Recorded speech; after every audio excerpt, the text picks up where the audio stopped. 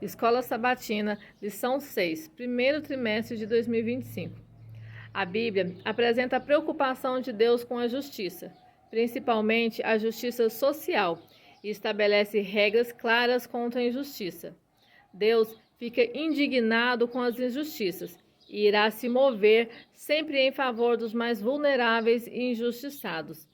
Deus fez e faz de tudo para que seu povo ande na contramão do mundo, daqueles que não conhecem ao Senhor, exigindo que seu povo, assim como ele, sejam justos e se preocupem com os vulneráveis.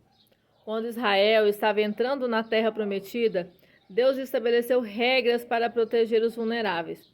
O povo de Israel já tinha sido escravo e estrangeiros e conheciam as dificuldades enfrentadas nessa situação. Em Êxodo, Deus deixa claro que se afligirem esses vulneráveis e eles clamarem a Deus, sua ira se acenderá e os matarão à espada, e vossas esposas se tornariam viúvas e seus filhos órfãos. Já em Jeremias, fala que a ira de Deus contra o povo o fará levá-los de volta ao cativeiro em terras estranhas. A justiça de Deus é para os seus, que o amam, que clamam por ele. Deus diz que quem o ama e anda com ele, anda em justiça. Quem caminha com ele jamais permitirá que aconteçam injustiças à sua volta. Hoje temos órfãos de pais vivos, viúvas de maridos vivos, cônjuges que deixaram sua terra natal, sua família, para viver em terra estrangeira com os cônjuges e são maltratados. Escravos do pecado, do mundo, não por escolha, mas por obrigação ou falta de opção. Quando esses clamarem, Deus ouvirá e virá livrá-los da opressão e não salvar aqueles que os oprimem. Por isso, é preciso cuidado com as orações com que clamamos a Deus. O amor e a justiça fazem parte da essência divina, são inseparáveis. Onde há amor, há justiça. Se Deus é amor, automaticamente ele é justiça. Satanás está deturpando o conceito de amor no mundo, fazendo com que acreditem que amor é a satisfação do seu ego. A Bíblia conceitua como amor tudo aquilo que leva e gera vida. Se o amor não segue esse conceito, o que chamam de justiça não é justiça.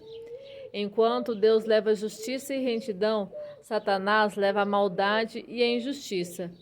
De que lado você está?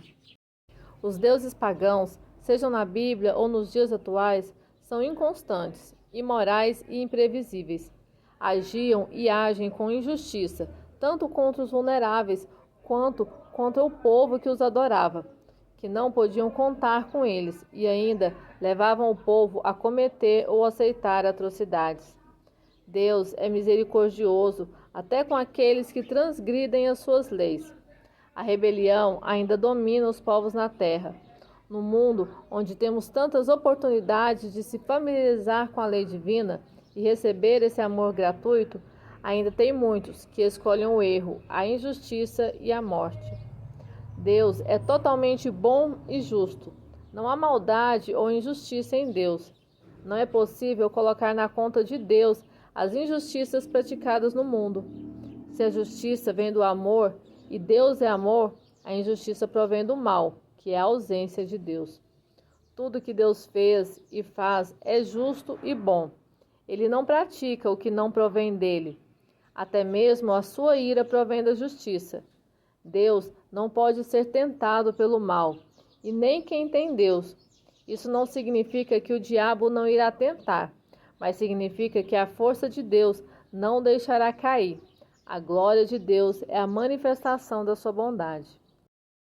O governo de Deus é íntegro e correto, mas é um governo centralizado nele. Toda escolha e decisão vem dele. Um rei não divide poder. Ele tem auxiliares que vão executar as suas ordens perante o seu povo. Nós somos auxiliares de Deus na execução de suas ordens no nosso corpo e na nossa vida. Deus é um rei justo. Jamais irá ordenar algo que nos prejudique. A questão é que o mundo quer servir a dois reis, e é aí onde acontece o desequilíbrio, a bagunça. E não dá para ter só bondade se também escolhemos a maldade. Não há como haver justiça se escolhemos a injustiça. Deus não muda.